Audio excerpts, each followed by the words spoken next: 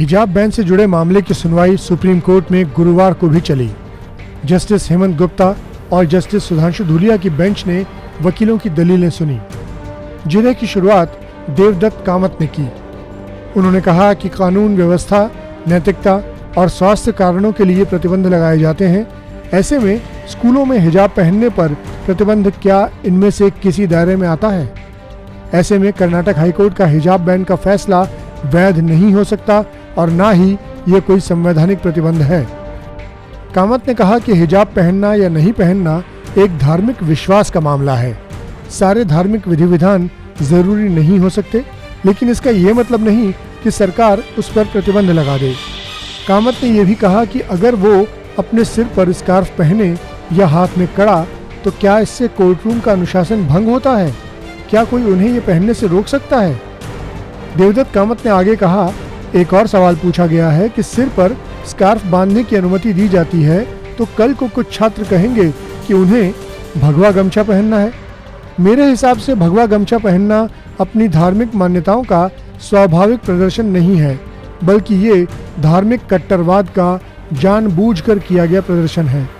ये ऐसा है कि अगर आप हिजाब पहनोगे तो मैं अपनी धार्मिक पहचान बचाने के लिए कुछ पहनूंगा। संविधान का अनुच्छेद 25 इसे सुरक्षित नहीं करता है।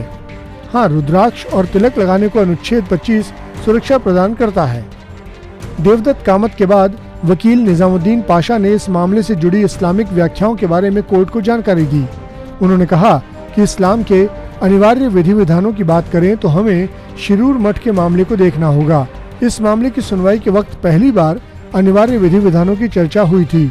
शिरूर मठ के मामले में सवाल ये था कि प्रार्थना किस तरह की जानी चाहिए।